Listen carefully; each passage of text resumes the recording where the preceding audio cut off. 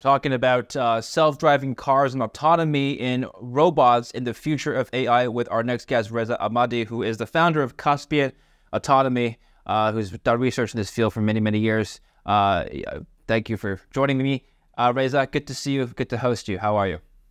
I'm doing great. Thanks for having me.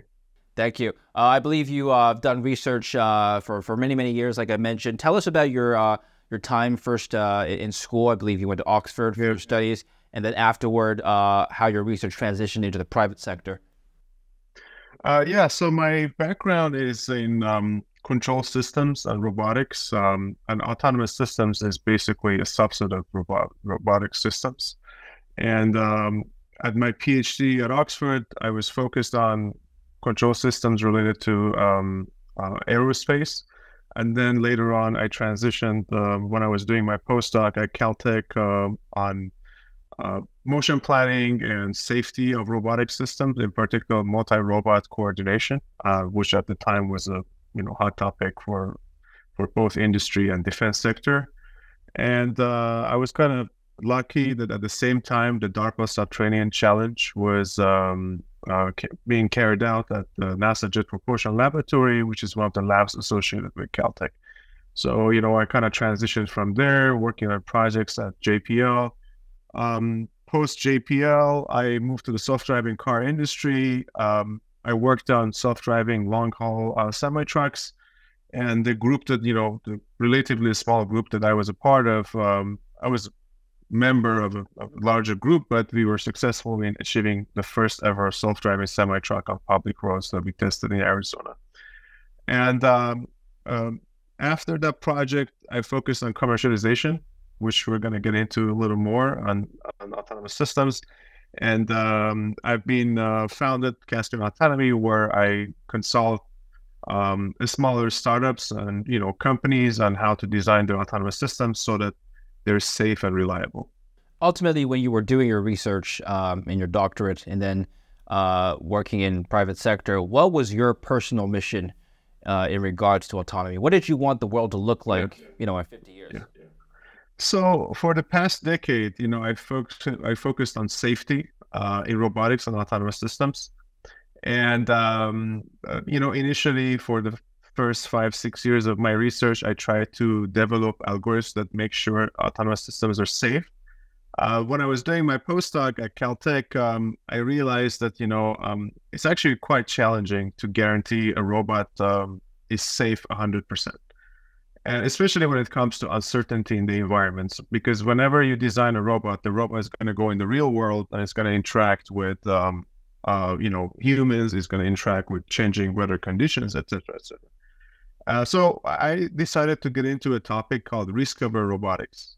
Risk-aware robotics basically guarantees that, a robot satisfies some safety requirement given the uncertainty in the environment. And you can specify how risk-averse you're going to be. For example, if you design a robot that's extremely risk-aware, and they call it worst case, safe, this might become very conservative. So if you're designing, for example, a self-driving car and you want to make sure that it never collides with anyone, you rather just stay at home, right? It's not gonna, if you don't go on the roads, you're the safest.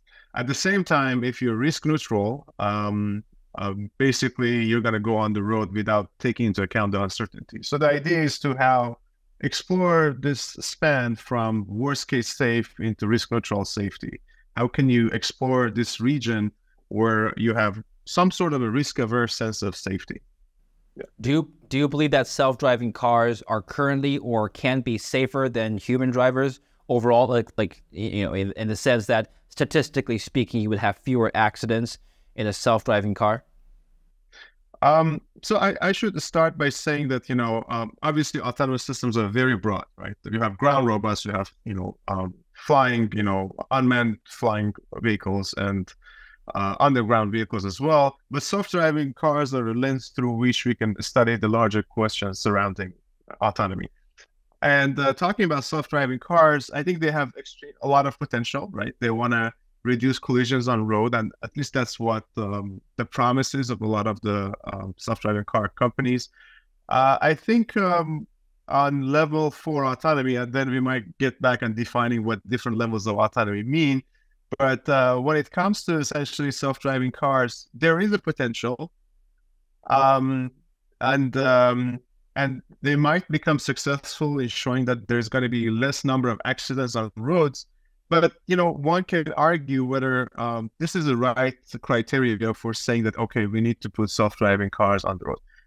We, as humans, we don't really only care about collisions, right? We also care about robot mistakes. We have human mistakes, and then we have robot mistakes, and we've seen a lot of those in the past few months. We can get more into it, but they have a potential, but the potential hasn't been realized yet. I believe, and correct me if I'm wrong, but I believe the commonly accepted definition of level 5 is you no longer need human inputs. The human becomes a passenger. The car drives itself completely. Is that possible in the foreseeable future? As well as, I think a very important part of it, and from going from level 4 to level 5, is that the vehicle is able to carry out autonomous self-driving under any conditions. So this is the critical element here. So level 4 autonomy. So for example, if you think of companies like Waymo, Cruise, and other big players in the field, they have demonstrated levels of level 4 autonomy. But what you need to understand with level 4 autonomy is that it means full self-driving under certain conditions. So for example, sunny days, you don't want to go on the road when there's something unexpected happening. So the transition from level 4 to level 5 is a milestone. It's a very difficult milestone. Even going from level 2 to level 3 is significant. And if you're interested, I can just elaborate very quickly on what these levels mean and what do we mean when we say L1, L2, L3. So L0 is obviously manned driving. So it's told the driver takes over and he does everything. And level 1 autonomy, it has the steering or some acceleration, deceleration, either of the two, not this and that. Level 2 autonomy, which I can name Cadillac's Super Cruise and Tesla's Autopilot, are basically adaptive cruise control with lane change and maybe some other capabilities. But they require human supervision. So the human should be ready to take over the steering wheel whenever necessary. And that's what the companies claim, and it's nothing more than that. So level 3 basically means that it does not require constant human supervision, but it may require some human supervision, and that's what Mercedes has recently released. If you follow the news, level 4, again, I said it's Waymo. It does not require human intervention, but the human should be able to take over whenever necessary. And the car is full self-driving under certain conditions. Level 5 is basically a dream, right? You have a vehicle which is fully autonomous under every condition. And yeah, so that's the definition of these levels, so that they're clear for your viewers. Can you specify again what the conditions are between level 4 and level 5? Like you mentioned, weather being one of them. Yeah, so there are two main differences from my understanding. One is that the driver, a driver, can take over if he feels that he needs to take over. It's not required in any sense, but they can take over if they're necessary. And the vehicle is supposed to be full self-driving under certain conditions. So it doesn't mean under any conditions. For example, if Waymo gives you a car and says this vehicle is going to run fine under sunny, kind of warmer climate, you cannot be running it somewhere in London, for example. So it's very specific where you can operate it, under what conditions. And let's just give the audience a visualization. So you said Tesla's, so just for example, Tesla's autopilot you categorize as level 2. I don't categorize. You can Google it. That's what they claim. It's okay. So it's categorized as level 2. The cars are supposed to be able to, let's say, with the full self-driving capability, go from one place to another, and you have to just monitor it occasionally, but it can scan for weather, traffic conditions, stop at lights, so on and so forth. So, but that's still not quite a level 3, right? Not. Yeah, so it still requires constant human supervision. I mean, you as a driver may not do it, but that's what you're supposed to do. You're supposed to be fully aware of what's going on. So when we were actually operating our test, on the semi trucks, I remember we had the safety driver whose hands were kind of, like this around the steering wheels, ready to take over. I doubt any real driver that's trying to commute to work at 8 a.m. or 6 a.m. is going to do something like that. But for level 2, it requires human supervision. So if things go wrong, you're responsible as a driver. Now, do you believe that level 5 is possible with our technology today? So when it comes to self-driving cars, what I usually describe is, self-driving is like landing on the moon. You don't make it until you make it. However, even if you make it, right, it's not repeatable and it's not scalable, right? How many times have we, gone back to the moon? We send humans to the moon. So it's a very, very actually difficult, task. Some people might think it's not that complicated, but from a robotics perspective and AI perspective, it's a very, very challenging task to complete. Going from level 4 to level 5, I personally don't see it happening the next decade. I think level 4 again is still. So this is my personal opinion, and obviously with my limited knowledge, I believe level 4 is achievable in certain conditions and in a I would say. I wouldn't say controlled environments, but I would say more restricted environments. What the autonomous, car companies have achieved in, for example, San Francisco is remarkable. But how much is it scalable? How much is it, repeatable? There's a little question around that. When you say level 5 is not yet achievable this decade, what's the limitation? Is it software? Is the AI not advanced enough? So that's a fantastic question. So there are two, there are many challenges. I mean, from an engineer's perspective, you have the hardware constraint, which is the reliability of the sensors we have and whether the sensors that we have are good enough. So that's one aspect. The second aspect is that the AI or, maybe the planning techniques that are out there are not as sophisticated as they need to be. So there are challenges, technological challenges, both on the hardware side and the software side. But there are some things that are out of our control. And when I say our control, I mean the roboticists. And one is infrastructure, right? In America, we do have an infrastructure problem. And the infrastructure, especially, both in terms of road infrastructure and in terms of, communication. So there's something called V2X, vehicle to everything communication system. So you kind of need to be aware of your surrounding and maintain communication. I remember when yesterday we were talking, you mentioned what happened, in Austin, and that was an example of autonomous vehicles losing connection to 5G or LTE network, and they all got stuck in the middle of the city. So the infrastructure is a big issue.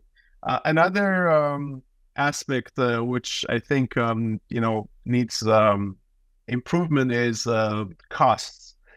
Right now, you asked me about technology, but because this is one area that I worked on and I do a little consulting on is, of course, you might be able to achieve level 4. The question is whether that's profitable. And I think right now, there are some companies generating good revenue, especially on the, I would say mid-haul truck sector. They're generating revenue, but I think the main effort that a lot of these companies are trying. These companies are trying to become financially viable or commercially viable. So they're trying to be profitable. I think that's the real challenge. Some self-driving startups are backed by bigger companies, right? So the company is making its money, I don't know, by people clicking on ads or something like that. But then, they also fund a self-driving business. Yeah. Well, I guess from a commercial standpoint, you mentioned trucking makes sense, taxis make sense. Is there any research done on whether or not consumers would want a self-driving car for themselves? That's another great question. So what I can tell you is about public trust in autonomous vehicles, and that's the data that I have. Actually, a very recent survey in 2023 by AAA, which is like an association of autonomous, automobile users in America. that they ran, they realized that out of every 10 Americans, only one person trusts a self-driving car, which is pretty bad, right? It's really bad. There is a lot of public relations work that is being carried out by companies that are trying to promote self-driving, but still we're lagging behind on public trust. You can argue the same thing about EVs, right? EVs, right now they're having a little hiccup, but so yeah, it's quite challenged to adopt a new technology. However, what I can argue is when it comes to the truck sector, for example, you actually don't care about you don't care much about public perception, right? Because you want to carry cargo, and that's a different story. Okay. I want to talk a little bit about the technology itself. You mentioned to me offline there are different autonomous systems. This is one of the subjects of your research. When it comes to cars, what is the optimal system? Is it to have rules built into the algorithm, or is it to have machine learning such that the car kind of learns itself and manages its own rules as it learns? Okay, so let me give an outline of the autonomy stack in a typical, autonomous system. It can be a self-driving car, it can be anything. So at the top of the hierarchy, you have a perception module. A perception module basically has sensors, and it's the most machine learning heavy or AI heavy element in an autonomy stack, because you use machine learning to classify objects that you see, and then based on those objects, you make some sort of prediction about your environment. For example, if you're a self-driving car at an intersection and you saw a human, you need to be able to predict where this human is going to go and what is their intention. So intention is the critical term here. So downstream from perception, you have planning, and especially you start with behavior planning. So planning is basically the brain of a robot. It's the brain of an autonomous system, where based on perception and prediction, you have to make a decision. There are different ways of actually making decisions. One way is to write a decision tree, a bunch of rules. If you saw this, if you saw a human, the human is coming towards you, stop, for example. This is a very simple rule, right? And you can write a lot of, a ton of rules. The issue is that unlike, for example, autopilots on an aircraft, the operating design domains for self-driving cars is very vast. It has a lot of elements. You have to write a ton of rules, and a lot of actually folks who are working in this area kind of gave up on writing rules. So they adopted machine learning techniques. Basically, you go from vision into actions, and then once you carry out an action, for example, if you decide to change lane, you need to do motion planning. You have to design a trajectory that you follow. And downstream from there, you have control, where you have to change the steering, and you have to adjust the throttle and all of that. Okay, so what I describe right now is a modular-based design. What I mean is that at the company, you have a perception group, planning group, control group. They're designing each element. It's easier to track when things go wrong. Hey, this is a perception fault. This is a planning fault. This is a control fault. However, because of what we described just moments before on the kind of more or less the failure of self-driving cars, is a lot of companies are transitioning to something called end-to-end. What does end-to-end means? End-to-end means that you go from images and a bunch of images into throttle, into steering. And you just lump everything into a massive AI module. So here's the challenge. The problem is the AI module, it can give you, assuming you have really good computational power, you have some good GPUs, etc. The issue is that, if things go wrong, it's really hard for you to go back and figure out what happened. You might just retrain, you might use more data, and you might fix that special case, but then you might just kind of overfit in other areas. Overfitting, it means, you kind of mess up in other areas. I'll read you a paragraph from this news article that came out. So GM is cutting spending on its self-driving division, Cruise. It says, for now, Cruise has suspended its operations in the U.S., where it operates its driverless vehicles in various cities, mostly in southern states. Last month, the California Department of Motor Vehicles revoked Cruise's permits to give rides to the public in that state. The company has been giving rides in San Francisco. The suspension resulted from charges that crews had withheld information and video regarding an incident in which a pedestrian was struck after being thrown into the crew's car's path by another vehicle. The crew's vehicle then pulled forward, dragging the person along pavement for 20 feet. Crews denied that it had withheld any evidence or information. Okay, this is a company-specific incident, but generally speaking, these safety concerns that occurred with crews, are they widespread amongst the self-driving car industry right now? In other words, are these safety concerns not yet fully rectified? So for a while, I've been following, some folks that come from aerospace community on LinkedIn who are very vocal about the issues with safety of self-driving. And basically, it's because know your enemy well, right? So you want to know what these folks think, and they actually have some very fair points. And let me elaborate on that. I think more or less the way it works with validating an algorithm on a self-driving car is, an engineer, a robotics or software engineer, develops a feature. A feature, for example, can be, hey, figure out how to resolve intersection handling. And they write the code for the feature. They do some math behind it. They write the code.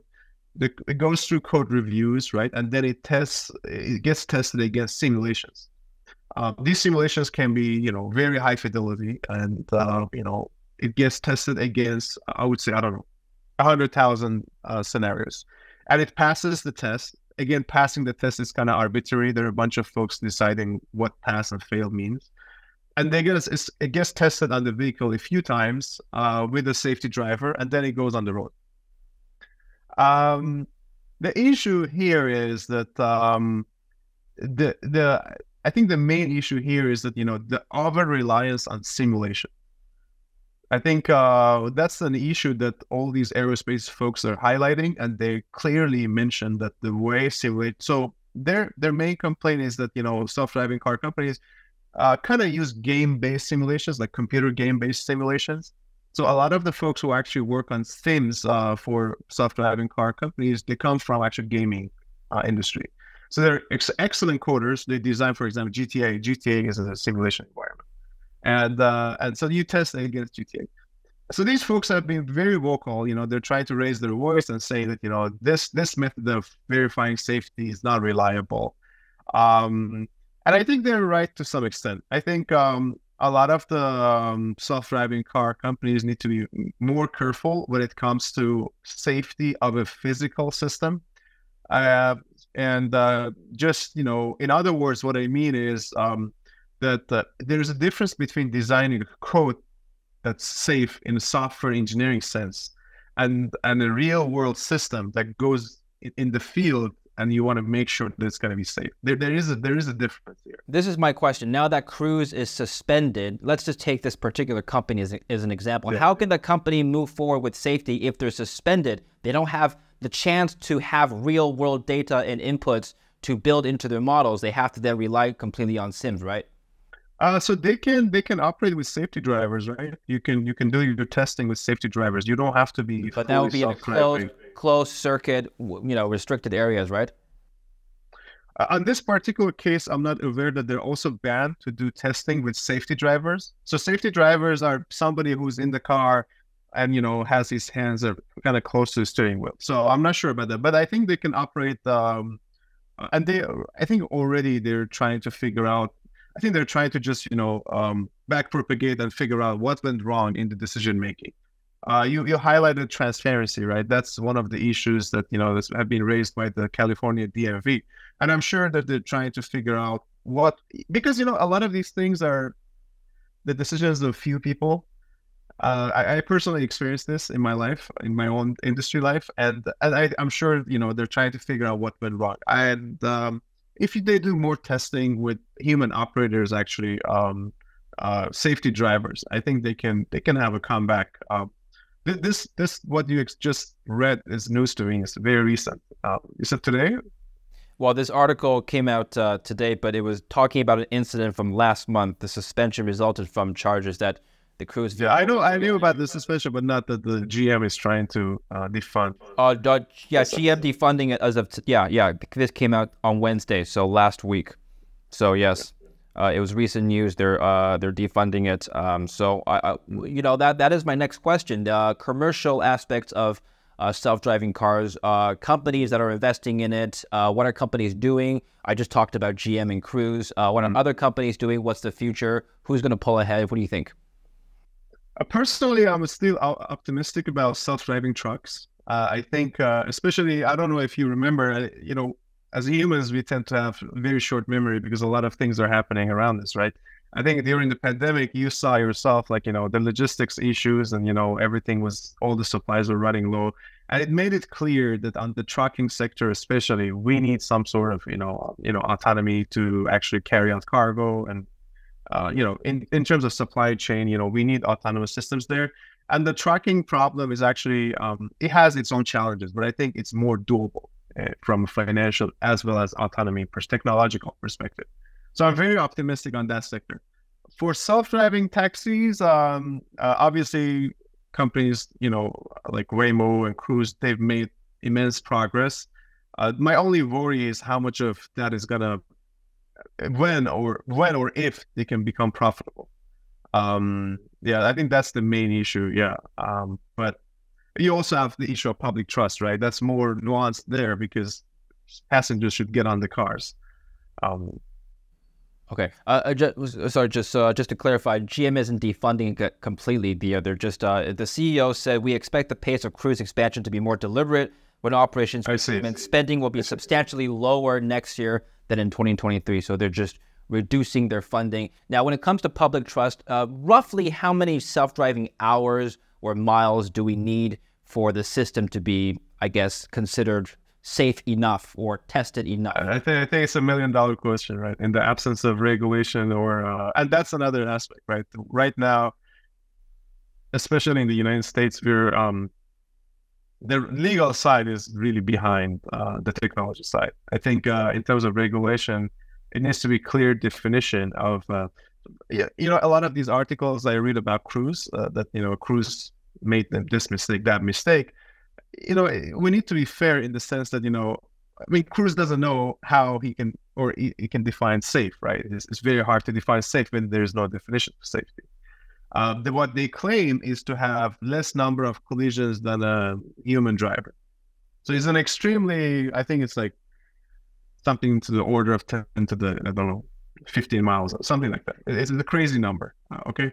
But then again, these aerospace folks that I follow on LinkedIn, they claim that actually this is not a good measure because being unsafe doesn't mean, you know, only not having collision. You can have unsafe behavior, right? You can have dangerous driving, and that's not captured in this data. So it's a little tricky. Is that a potential source of income for some of these car companies to sell their data from their tests to other companies? Definitely. However, I think in EU, there is some restrictions on selling the driving data and the geolocation data and all of that. So yeah, there is. I know in EU there is a regulation and it has, I forgot the name. What's it called? But obviously the companies, sell their technology to each other or they sell their data to each other. One of the companies that right now has so much data, self-driving data, is obviously Tesla, right?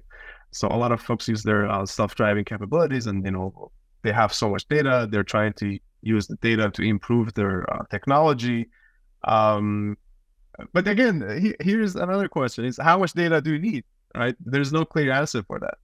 Yeah, exactly. The next evolution is flying taxis. Several companies are already investing in drone taxis. Presumably, the goal is to use autonomous systems in these as well. Do you have any thoughts on this technology, whether or not? Yeah, I know. I know. So when I was at Caltech, I remember there was this project going on by the Air Force called Agility Prime, and the project was about essentially having unmanned aerial vertical landing and takeoff autonomous vehicles, and I see right now you have companies like Joby that are investing so much on this technology. I think the autonomy part of a self-driving flying taxi is even easier. Especially, it comes from the same problem of autopilot, right? There's from a behavior perspective, it's a simpler problem. So I think they can have more success in this regard. But again, um, the good news is you have FAA, and FAA has clear regulations when it comes to flying objects. I'm not sure if they apply to this kind of vehicles, but you have clear definitions of safety, and it's very easy. You have to have redundancies, things like that. So it's more well defined. Whereas for self-driving cars, it's a more abstract concept. So everybody can come and say, "Hey, I have a safe vehicle." And it's very hard to say no to them. Okay, I want to shift focus to talk about the work you're doing on ground robots as well, because that's another area of your focus and your company. I'll let you talk about your work, but I'll give you a general question first to answer. So Elon Musk and other people have said that, well, Elon Musk in particular has said that he doesn't believe that AI should ever be integrated into a military robot. Do you agree? So the thing is, I think we have a misconception on how smart our AI is and how much our AI has intelligence. I think I think nobody knows what intelligence means, and that's an open question. You might, hit back and tell me, hey, look, ChatGPT is amazing. I use it to write my emails and something like that. But I think a lot of the buzz around LLMs, large language models, is simply because we don't understand them well, and we don't even know why they work. And even deep learning, it's not really clear why when you add more layers, it's going to be better. There's no clear formula, golden formula to figure out. So things work, and they have, they give you interesting results, so people use them, but it doesn't mean that they're actually intelligent in the sense of, like a human intelligence, for example. Well, so actually just today I was reading an article, NVIDIA CEO said that in 5 years we will get artificial general intelligence. That's his projection, AGI. Can you help us define, from a scientist perspective, exactly what is AGI, and then we can talk about its applications. You can define, you can name things whatever you want, right? But they may not actually correspond to what you named them, right? For example, I can call my place Castle Reza, but it's not really a castle. So that's to say, with the same logic, I would say artificial general AI is just another buzzword for people to essentially, that's the next big... What are they referring to? What are they trying to communicate with this term? I think what the main element is that for an AI to be able to extrapolate given a data to, make reasoning about things that it was not trained on. That's what humans do, right? Humans do limited observations that try to abstract ideas and then create new concepts and notions. A mathematician, for example, right, can come up with a mathematical concept that's totally new and it didn't exist. And it's a very abstract concept. It may not mean anything, but it's an abstract concept, which is beautiful. So with general AI, the ability to go beyond what you were trained on and, generate ideas from, something that, you saw in the past. That's basically what they want to achieve. But you can name things, right? You can obviously, and what you generate may not actually correspond to anything real. Right. Let's take this concept that you just described and maybe give us some industrial applications of real robots using this that may be actually useful. For example, on a self-driving car perspective, right? If a self-driving car has, general intelligence, it can be able to handle a scenario that it didn't encounter before. For example, in the case of, you mentioned Cruise, what happened with Cruise, it's actually very tricky. It's actually unlucky on the side of Cruise. What happened was that, another car ran over, a senior citizen, and then the Cruise vehicle was just right behind this other car, and, the accident happened. And it's, even for a human, it's very hard to handle this situation. So if it had intelligence, it could come up with, like a behavior to avoid that decision. to actually have an accident, which is insane, right? It's amazing. If you're able to do something like that, it's amazing. But again, I think there's misconception on what it can actually do versus what it's actually claimed that it can do. Well, you work on safety in ground robots. Can you just describe what exactly you mean by that and some of the applications of your work? So safety, the easiest example of safety is do not have a collision, not collide, do not hit anyone. So that's the easiest definition of safety. The other definition of safety is in terms of specifications. For example, if you have a robot and your robot is supposed to go in some unknown environment and it's supposed to map the area and retrieve objects of interest or finds areas of interest, you want to make sure that this mission or a specification is carried out no matter what in the presence of uncertainty. How do you design policies? And policies means a bunch of behaviors. For behavior means if you're here, do this. If you're there, do that. If you're there, do that. And how can you design this sequence of actions so that the robot is going to carry out the mission specification? So this is just safety in the sense of a robot that's operating. The issue is, and that's what I highlighted right at the beginning of our chat, was that I realized actually in the presence of uncertainty in the environment, it's very hard to guarantee safety with probability 1. It's very hard to guarantee it, almost impossible. And what I suggest is that instead of doing safety in a risk neutral sense or in expectation sense, is that how do you guarantee safety in assuming uncertainty exists? And that's where we get to the concept of risk-averse safety. You want to make sure you're safe, in the worst 20% of cases, in the worst 10% of cases.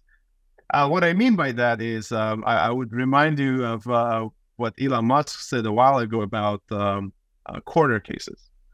I think it was, I don't remember, it was 2016 or 18 that he said that we kind of figured out self-driving. We only have a few corner cases that we need to manage, and the issue is the set of corner cases can be infinite. It may be unbounded, and so my idea of my research is essentially how to make sure that that you're going to be guaranteed safety in the worst 10% of cases. Obviously, the safest thing to do is not to do anything, right? That's the safest thing to do. So I want to get away from not doing anything and being unsafe. I want to be risk-averse safe. Yeah, okay. Where can we learn more about Caspian Autonomy and your work? Obviously, you can follow me on LinkedIn, and then there's material there on my website about Caspian Autonomy and the research I've done in the past. Okay. And some commercial applications of your work, can you comment on that right now? So, one of the, but for NDA, I cannot say too much about it, but it's being used on, self-driving cars and as well as ground robots, in defense and aerospace sector. Different sectors, not just one. Yeah, different sectors.